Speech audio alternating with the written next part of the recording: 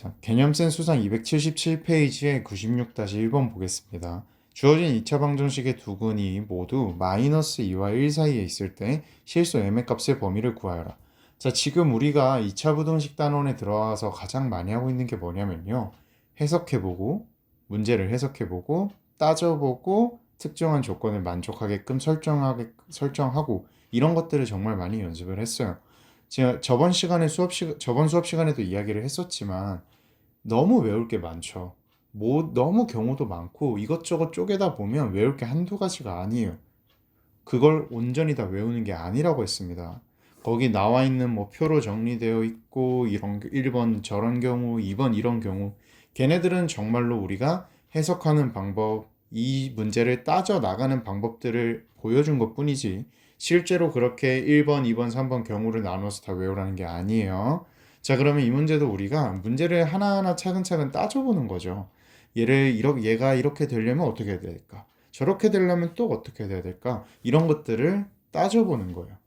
자, 그럼 지금 주어진 2차 방정식 같은 경우는요. 2x제곱 마이너스 mx 더하기 2라는 녀석이 마이너스 2와 1 사이에서 두 근을 가져야 돼요. 자, 그럼 우리 그림이 어떻게 그려져야 되는지 한번 상상을 해봅시다. 자, 그림이 어떻게 그려져야 될까요? 대충 이렇게 x축이 있고요. 여기를 제가 마이너스 2, 1이라고 한다면 2차 함수는 2x제곱 마이너스 mx 더하기 2라는 2차 함수는 어떻게 그려져야 돼요? 대충 뭐 요렇게 그려져야겠죠. 대충 요렇게요. 뭐 아니면 뭐 대충 요렇게 그려져도 문제는 없을 거예요. 이렇게 x축에 접하게. 그렇죠. 뭐 이런 식으로 그려진단 말이에요. 그럼 우리가 여기서 알아낼 수 있는 것들을 모두 알아내가지고 그에 따라서 m의 범위가 어떻게 되느냐 해서 문제를 풀어주는 거예요. 자, 그러면 우리가 여기서 뭘 알아낼 수 있느냐? 제가 뭐 다 외우지 말라고 했지만 여기 설명을 할 때 요거는 좀 외워달라 그랬죠? 우리가 판단할 수 있는 것들이 뭔지는 외워달라 그랬어요. 실제로 그 판단하는 방법을 외우라는 건 아니었고 무엇을 판단할 수 있는지는 좀 외워두자라고 이야기를 했었죠. 그래서 첫 번째로 우리가 판단을 할 수 있었던 게 뭐냐면 근의 종류였어요. 근의 종류. 이제 뭐 서로 다른 두 실근이냐, 중근이냐, 허근이냐. 그 다음에 두 번째로 알아낼 수 있었던 거는 함수값이에요. 함수값에 대한 정보. 그리고 마지막 세 번째는 대칭축에 대한 정보를 우리가 또 끌어낼 수 있었거든요. 그렇죠? 제가 요 세 가지는 외워달라고 했었습니다. 기억나죠? 자, 그럼 첫 번째 근의 종류예요. 근의 종류는 뭐 문제를 읽으시면서도 알았겠지만 두 근이라고 말을 했기 때문에 그리고 지금 제가 왼쪽에 그림을 그려놓은 것만 봐도 알 수 있겠죠. 판별식 D는 0보다 크거나 같아야 돼요. 왜? 이 2차 방정식은 실근을 가지기 때문에요. 그래서 첫 번째 우리가 판별식 D가 0보다 크거나 같다를 활용해서 하나 또 조건을 m에 대한 정보를 찾아줄 수 있는 거예요. 그럼 D가 0보다 크거나 같다라고 한다면 판별식 D는 m제곱 마이너스 4의 2 곱하기 2죠. 이게 0보다 크거나 같다. 따라서 m제곱이 16보다 크거나 같기 때문에 m은 마이너스 4보다 크거나 같다 또는 m은 마이너스 4보다 작거나 같다. 이렇게 해줄 수 있겠죠. 자, 그 다음에 두 번째 함수값에 대한 정보예요. 함수값에 대한 정보는 지금 보시면 우리가 왼쪽처럼 그림이 그려지려면 당연히 마이너스 2일 때의 함수값은 양수해야겠죠. 그리고 1일 때 함수값도 얼마야 돼요? 네, 맞습니다. 양수해야겠죠. 만약에 마이너스 2나 1일 때의 함수값이 0이거나 0보다 아래로 내려가면 두 근은 마이너스 2와 1 사이 존재할 수 없어요.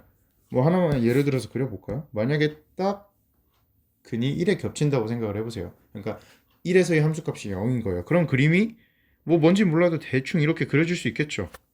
그러면 얘는 두 근이 마이너스 2와 1 사이에 있는 게 아니잖아요. 하나가 1인데 말이 안 되죠.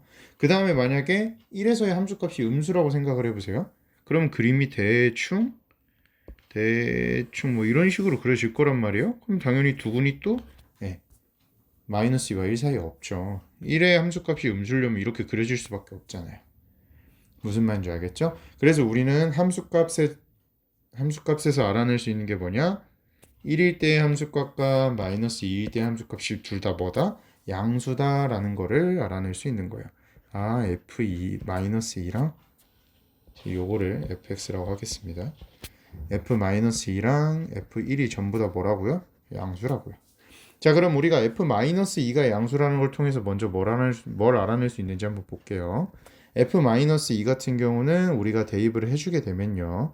8 더하기 2m 더하기 2가 0보다 크다기 때문에 얘 넘겨서 정리를 해주면 m은 마이너스 5보다 크다가 되죠. 그 다음에 두 번째 f1도 양수예요. 그럼 f1 같은 경우는 우리가 정리를 해주면 4 빼기 m이죠. 이게 양수다. 따라서 알 수 있는 거 m은 4보다 작다죠. 자, 그 다음에 이제 세 번째 함수값은 다 알아냈고, 세 번째 대칭축을 활용을 해줄 수 있어요. 우리 주어진 함수는 이차 함수기 때문에 대칭축이 존재를 할 거고요. 그 대칭축은 반드시 현재 그림으로만 봐도 마이너스 2와 1 사이 존재를 해야겠죠. 대칭축이 저 밖으로만 벗어나면 절대로 두근은 마이너스 2와 1 사이에 있을 수 없어요. 말이 안 됩니다. 그렇기 때문에 우리는 세 번째 대칭축 뭐라고요? 마이너스 2와 1 사이에 있다를 이용을 해줄 수 있는 거예요. 자, 그럼 우리는 x의 대칭축은 꼭지점의 x좌표와 같기 때문에요. 꼭지점의 x좌표 빨리 찾는 법은 있었죠? 마이너스 2a분의 b. 여기서 a는 2창의 개수, b는 1창의 개수요. 자, 그러면 우리가 찾아주면 꼭 대칭축을 x는 마이너스 2a분의 b로 들어가는 거니까 마이너스 2에 2 곱하기 마이너스 m이 되죠. 그래서 얼마예요? 4분의 m이요. 이게 뭐라고요? 마이너스 2와 1 사이에 있다. 오케이. 4분의 m이 마이너스 2와 1 사이에 있다. 그러면 결국에 찾는 m은 어떻게 되는 거예요? 마이너스 8초가 4 미만 이렇게 되겠죠. 자, 그럼 우리가 찾은 거 요거 있죠 하나. 그 다음에 또 뭐예요? 얘네랑 이거 그리고 마지막 얘네까지. 이 모든 것들을 동시에 수직선상에 나타내 가지고 거기서 겹치는 곳들을 찾아주면 되는 거예요. 자, 그럼 이제 수직선상에 한번 표현을 해볼게요. 여기가 x축이고요. 자, 봅시다. 죄송합니다. 자, 그러면 먼저 4 이상 마이너스 4 이하네요. 그럼 대충 4는 여기 있을 거고요. 마이너스 4면 뭐 또 여기 대충 있겠죠. 이렇게 그려주고요. 맞아. 자, 그럼 이 다음에는 마이너스 5초가 5초가랑 4 미만이 있어요. 마이너스 5면 여기 하나 있고 이거는 이렇게 하나 그려지고, 아, 색깔을 다르게 할까요? 좀 구별되게 색깔을 다른 걸로 하겠습니다. 마이너스 5 있고 이렇게 하나 있고요. 그 다음에는 4 미만이죠. 여기서 이렇게 하나 있어요. 자, 그 다음에 있는 거는 마이너스 8초가 4 미만이네요. 조금 부족하니까 여기 마이너스 8초가 4 미만이죠. 이렇게 그려주면 되겠네요. 이렇게요. 자, 괜찮죠? 조금 구별되게. 자, 그럼 이 안에서 이제 모두가 겹치는 걸 찾아주면 되는 거예요. 그럼 딱 봐도 어디예요? 네, 바로 여긴 거 알 수 있죠. 마이너스 5 초가 마이너스 4 이하예요. 그래서 우리가 찾는 m의 최종적인 범위는 어디가 되는 거예요? 마이너스 5 초가 마이너스 4 이하가 되는 거예요. 자, 이거 저번에 수업 시간에 저랑 같이 연습해 봤죠. 연습해 봐가지고 제가 요 세 개는 제가 뭐 막 엄청 외우는 거 좋아하지도 않고 웬만해서 외우지 말라 그러잖아요. 근데도 요 세 개는 조금 기억을 해주셔야 돼요. 이 방법을 외우라는 게 아니에요. 다시 한번 말하면 이 방법을 외우라는 게 아니고 우리가 뭘 찾아낼 수 있는지는 기억을 해야죠. 예, 안 그러면 만약에 시험에서 요 문제 만났다고 생각해 보세요. 내가 이거 가지고 도대체 뭘 찾아낼 수 있을까를 고민하다가 시간이 나가버린다니까요. 최소한 뭘 해야 되는지만 알아도 엄청난 길잡이가 되니까 그거 요 세 개, 형광펜 촌원 세 개는 꼭 기억을 해주세요. 그리고 또 조심할 거, 이렇게 점점 우리가 찾아야 되는 m의 범위가 다양해지고 여러 개가 나오게 되면 수직선 이거 다 찾아놓고 수직선에서 그릴 때 잘못 그리거나 그려놓고도 공통된 부분 잘못 찾아가지고 실수하는 경우가 있어요. 이거 연습 많이 하셔야 됩니다. 지금 보면 되게 복잡하잖아요. 이게 복잡하기 때문에 이 모든 경우가 다 겹치는 순간을 찾는 데에서 가끔 실수가 나올 수도 있어요. 그러니 반드시 내가 혹여나 화살표를 반대로 그리지는 않았나, 혹은 숫자를 잘못 쓰지 않았나, 혹은 포함 여부를 잘못 따지지 않았나, 이런 것들 꼼꼼하게 체크해가지고 수직선상에 표현해 주셔야 돼요. 무슨 말인지 알겠죠? 생각을 해보세요. 이거 다 풀어놓고 이거 수직선 잘못 그려갖고 틀리면 너무 억울하잖아요. 그쵸?